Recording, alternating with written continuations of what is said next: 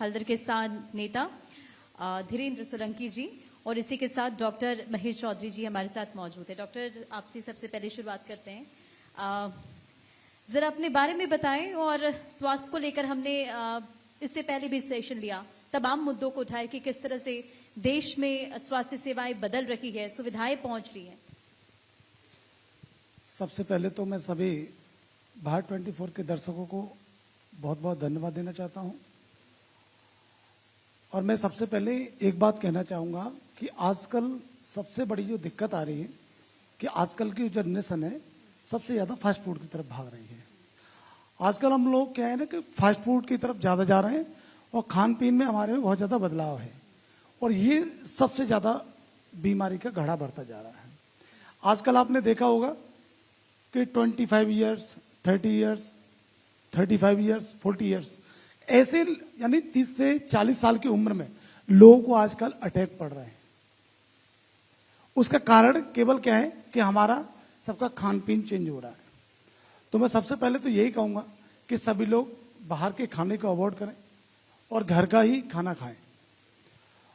और रही बात स्वास्थ्य सेवाओं की, तो मैं ये कहना चाहूंगा कि स्वास्थ्य सेवाएं जितने भी जो डॉक्टर्स हैं, मैं भी अस्पताल चलाता हूं आगरा में, अम्बे हॉस्पिटल के नाम से। हम लोग जो है पूर्णतः पेशेंट के लिए कभी रात को 12 बजे भी कॉल जाती है, रात को 2 बजे भी कॉल जाता है और जरूरत पड़ती तो हम 24 घंटे 24 आवर्स 7 डेज हम लोग अवेलेबल रहते हैं पेशेंट के पास, कंधे से कंधा मिलाकर चलने का काम करते हैं। मगर इन केस कभी भी अगर कोई भी केस अगर इन केस खराब होता है, क्योंकि जब हम जो कोई ड्राइवर होता है गाड़ी चलाता है तो कभी कभी ड्राइवर से ही गाड़ी टकरा जाती है ना। तो ऐसे कभी कभी कोई पेशेंट है और पेशेंट डॉक्टर की कोशिश करने के बावजूद भी केस अगर इन केस कभी खराब भी होता है तो वहां पे गार्जियंस और पेरेंट्स जो भी है वो लोग डॉक्टर के ऊपर बहुत ज्यादा हावी होते हैं। तो मेरा तो आपके चैनल के माध्यम से यही संकेत रहेगा कि ये जितने भी जो गार्जियंस हैं उनको ये भी समझना चाहिए कि डॉक्टर हमारे साथ मिलने का काम करता है, डॉक्टर हमारे पेशेंट के साथ लड़ने का काम करता है और डॉक्टर को एक धरती का दूसरा भगवान भी माना जाता है। भारतीय हल्दर किसान यूनियन एक प्रमुख किसान संगठन है और आपसे इससे पहले भी हमारी बातचीत हुई थी। किसानों की समस्याओं का समाधान हो, सरकार इसे लेकर कोशिशें कर रही है, लेकिन वो जो तमाम कोशिशें हैं धरातल पर कितनी उतरती आप देख रहे हैं और किस तरह से किसानों की समस्याओं का समाधान होता दिख रहा है?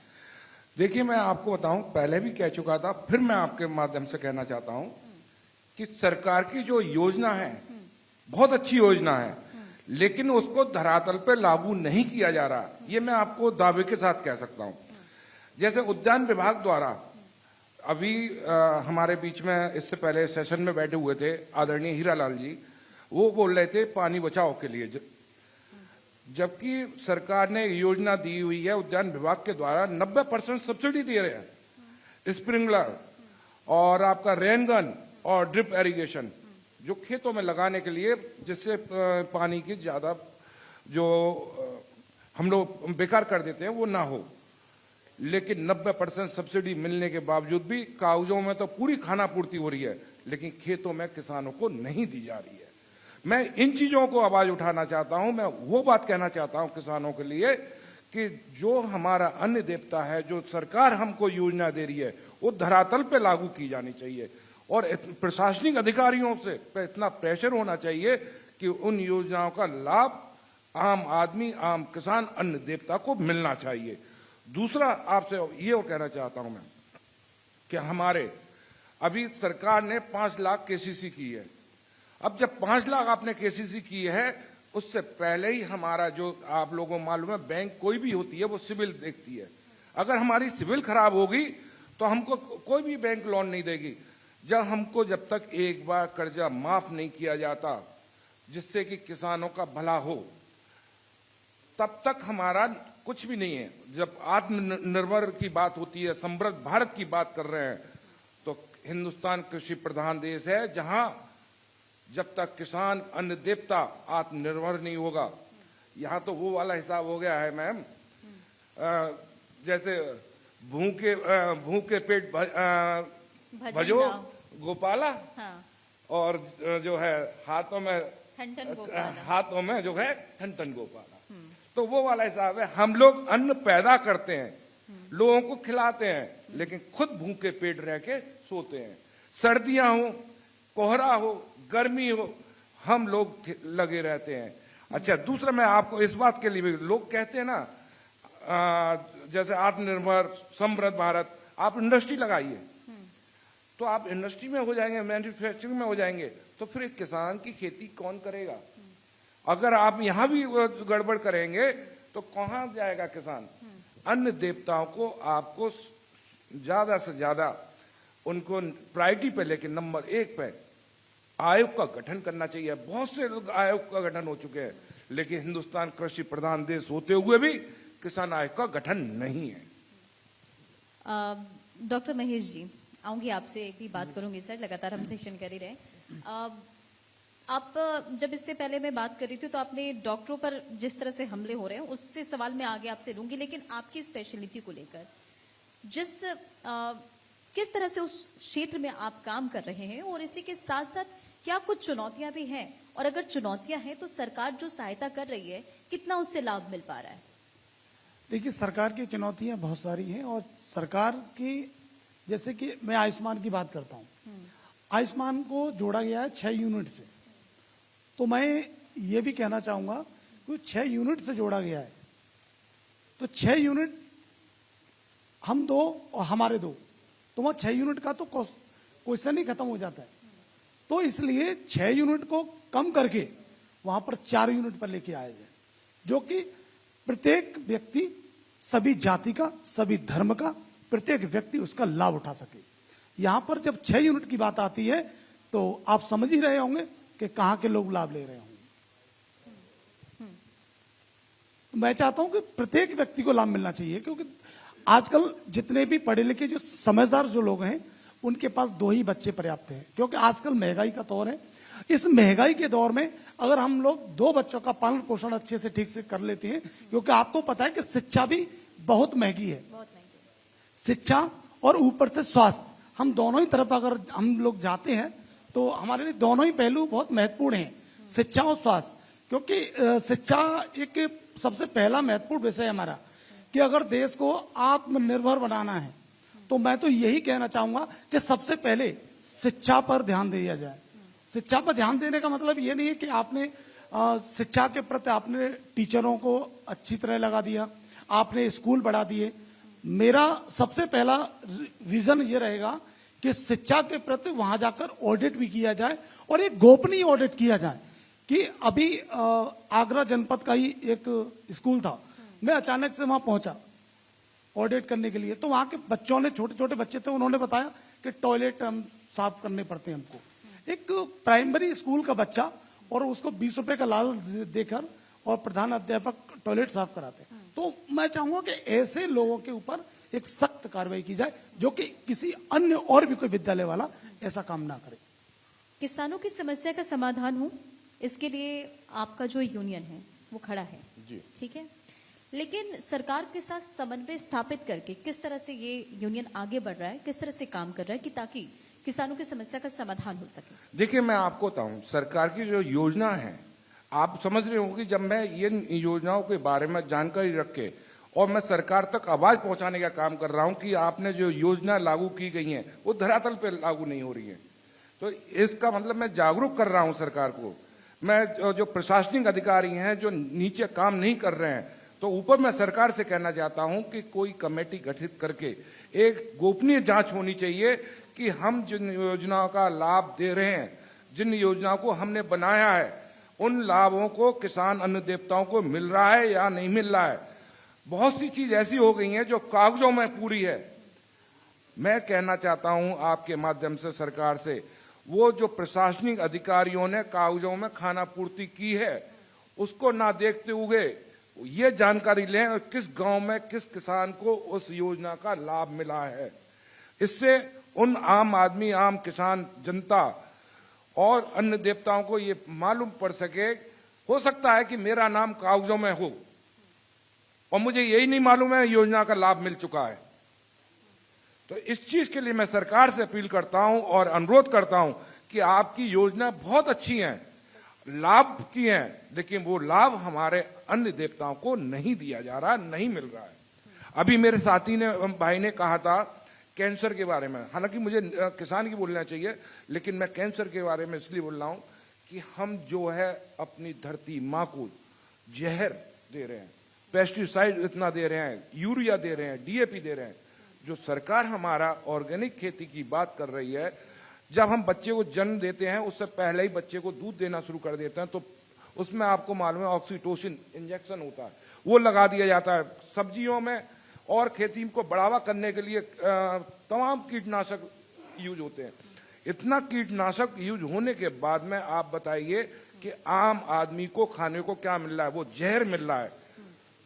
कई बार तो ऐसा होता है कि छोटे से बच्चे को भी कैंसर का होता है। अब वो उसने कोई तंबाकू या धूम्रपान का तो सेवन नहीं किया, लेकिन वो के वजह वो शुरुआत से ही उसको जहर दिया जा रहा है। जैसे सरकार ऑर्गेनिक की बात कर रही है, जैविक खेती की बात कर रही है, फिर मैं वही बात कहना चाहूंगा कि जैसे हिंदुस्तान के अंदर क्षेत्रीय कार्यालय लगभग 8 से 9 बना रखे हैं।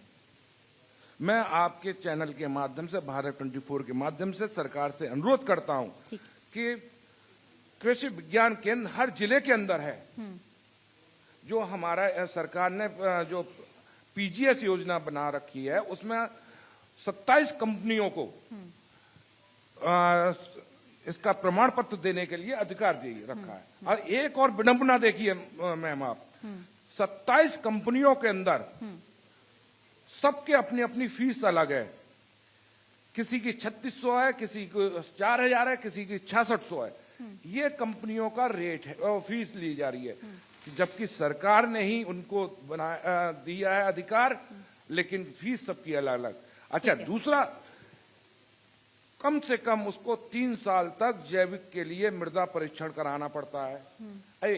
एक किसान जिसका लगभग 3.5 से 4 कुंटल अगर पैदावार होती हो, जब हम जैविक का कार्य करेंगे तो वो 1 से 1.5 कुंटल या 1.25-2 कुंटल से ज्यादा नहीं होगा। हम पहली बार दूसरी साल तीसरी साल में, लेकिन उसमें हमको कोई फायदा नहीं होता है। उसमें भी आपको एक और चीज बताना चाहता हूं, यूरिया पे हमें सब्सिडी मिलती है, डीएपी पे सब्सिडी मिलती है, लेकिन जैविक करेंगे तो 3 साल तक हमको कोई भी चीज का, क्योंकि जैसे ही हमारा रजिस्ट्रेशन कराएंगे, वहां रजिस्ट्रेशन कराने का मतलब ये हुआ कि 3 साल वहां चक्कर काटो, लगातार जाओ मृदा परीक्षण के लिए। तो मैं आप लोगों के माध्यम से, भारत 24 के माध्यम से अनुरोध करता हूं भारत सरकार से कि हर जिले में पीजीएस का एक अधिकारी बिठा दिया जाए, जो कृषि विज्ञान केंद्र है और जहां मृदा परीक्षण यूनिट लगी हुई है, वहीं जिले में उनका मृदा परीक्षण होता रहे। बिल्कुल, समय कम है, लेकिन जो समस्या समाधान और उसको किस तरह से सुधारा जा सके, ये आपने तीनों मुद्दे बहुत ही बखूबी उठाए। आखिरी सवाल मेरा आपसे होगा, आप एक अस्पताल के डायरेक्टर हैं जी। हम लगातार देखते हैं कि डॉक्टर्स को कहते हैं वो धरती का भगवान, और उनकी कोशिश यही होती है कि अगर कोई आता है तो उनको एक जीवन दे सकें, उनकी समस्या को हम सुधार सकें। लेकिन कुछ ऐसी घटनाएं होती है, सोशल मीडिया पे तस्वीरें आ जाती हैं और हम देखते हैं कि उनके साथ मारपीट हो या सुरक्षा को लेकर सवाल खड़े हो जाते हैं। हालांकि सरकार भी इसे लेकर कदम उठा रही है, तो किस तरह की चुनौतियां अस्पताल में, और इससे कैसे पार पा रहे हैं? देखिए, इस बात के लिए मैं देश के यशस्वी प्रधानमंत्री श्री नरेंद्र मोदी जी का और प्रदेश के मुख्यमंत्री श्री योगी आदित्यनाथ जी का हृदय से बहुत बहुत धन्यवाद देना चाहता हूं कि इस प्रकार की अगर चुनौतियां आती हैं तो हम लोगों को वही 112 नंबर और क्षेत्रीय थानों से ही संपर्क करना पड़ता है, और वही लोग आके सभी डॉक्टरों की मदद करते हैं, और हमको पूरी तरह सुरक्षा भी मिलती है और पूरी तरह हम लोग फिर काम कर भी पाते हैं। क्योंकि सबसे बड़ा अहम मुद्दा वही है कि लोग शिक्षित नहीं है। और मैं तो कहीं जाता हूं तो मैं बोलता भी हूं कि हो सके तो एक पल को एक रोटी कम खा लेना। मेरा गार्जियंस लोगों से कहना होता है, हो सके तो एक पल को एक रोटी कम खा लेना, परंतु अपने बच्चों को शिक्षित बना लेना। क्योंकि जब बच्चे शिक्षित होंगे तो वो ऑटोमेटिक, उनको ज्यादा कुछ समझाने की जरूरत नहीं पड़ेगी, वो स्वयं समझदार होंगे, स्वयं डिसीजन जो लेंगे वो अच्छा लेंगे। तो उससे जब शिक्षित होंगे, आने वाली पीढ़ी जब शिक्षित होगी, तो निश्चित ही चाहे डॉक्टर हो, चाहे इंजीनियर हो, चाहे वकील हो, चाहे कोई किसी भी क्षेत्र का कोई व्यक्ति हो, उसके लिए चुनौतियां थोड़ी कम हो जाएंगी। क्योंकि जो लोग शिक्षित नहीं है वही लोग ज्यादा ऊधम दंगा झगड़ा जितने भी आजकल हैं वो शिक्षा के केवल अभाव के कारण होते हैं। जो शिक्षित लोग हैं वो झगड़ा नहीं करते। कई समस्याओं का तो जिक्र हमने कर लिया, लेकिन जो सरकार की तरफ से योजनाएं चलाई जा रही हैं, आप उसे धरातल पर कितना उतरता देख रहे हैं? हालांकि सवाल आपकी तरफ से खड़ा किया गया कि सरकार की तरफ से कोशिशें हो रही है, उसका फायदा भी किसानों को मिल रहा है और इसका जिक्र भी हम देखते और सुनते भी हैं जिन किसानों को फायदा मिलता है। तो कैसे आप इसे देखते हैं?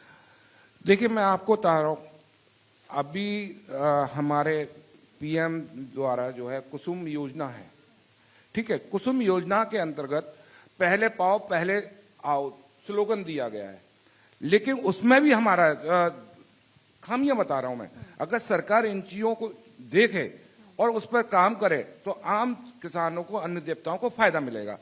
पहले आओ पहले पाओ, आपने स्लोगन दे दिया, लेकिन जब टोकन मनी हम 5,000 का कराते हैं, अब मान लीजिए मेरे जिले में 10 सोलर पंप के लिए हुआ, लेकिन उसमें 100 लोगों का सोलर पंप का टोकन मनी ले लिया गया। मैं अपने 2 जिले की बता रहा हूं, 2 साल से अभी टोकन मनी वापसी नहीं हुआ है। ऐसे बहुत से जिले होंगे और लगातार मैं संपर्क में भी हूं कि जहां जहां मुझे जानकारी मिल रही है मैं बताना चाहता हूं, जिससे सरकार को ये मालूम पड़े कि नीचे लोग क्या कर रहे हैं। हम लोग, सरकार तो अच्छा कार्य करना चाहती है, लेकिन नीचे के लोग धरातल पर काम नहीं करना चाहते हैं। हमने 10 लोगों का सोलर पंप के लिए हुआ टोकन मनी, उन्होंने 5-5 हजार रुपए दे दिए, लेकिन जब डीएम साहब के अध्यक्षता में एक कमेटी गठित कर दी गई। अब जब कमेटी गठित कर दी गई तो आप ये बताइए, पहले आओ पहले पाओ का मतलब क्या हुआ? जब आप डिजिटल इंडिया की बात कर रहे हैं तो आपको ऑनलाइन जो पहले कर रहा है रजिस्ट्रेशन, उसको देना चाहिए। तो फिर कमेटी गठित करने की क्या जरूरत है? उसमें यह होता है कि अपने अपने लोगों को बंदर बांट कर दिया जाता है, तो वो लोगों को सुविधा मिल जाती है, लेकिन आम आदमी को, आम अन्न देवता को वो सुविधा नहीं मिल पाती। ठीक है, चलिए, बहुत बहुत शुक्रिया अपनी बातों को यहाँ पर रखने के लिए। तमाम मुद्दों का जिक्र हमने किया और इसी के साथ ये आखिरी सेशन भी था हमारा, और आप सभी का भी बहुत बहुत शुक्रिया हमारे साथ इस सेशन में जुड़े। और काफी लंबा ये सेशन भी चला और बैक टू बैक हमने कई मुद्दों का जिक्र किया। मंत्री भी हमारे साथ कई यहाँ पर जुड़े, उनसे भी कई सवाल हमने किए कि आखिर, क्योंकि जो थीम है वो ये है कि आत्मनिर्भर भारत, और आत्मनिर्भर भारत के मद्देनजर योगी सरकार का विजन क्या है उसका हमने जिक्र किया। क्योंकि मैंने पहले भी बोला था 2020 में इसकी शुरुआत पीएम नरेंद्र मोदी ने की थी और कोशिश यही है कि सब आत्मनिर्भर बने। इसे लेकर पहल भी की जा रही है, हर क्षेत्र में इसकी कोशिश की जा रही है, और सरकार का क्या विजन था आज इस मंच से उसकी चर्चा हुई। बहुत बहुत शुक्रिया एक बार आप सभी का हमारे साथ जुड़ने के लिए। Thank you so much.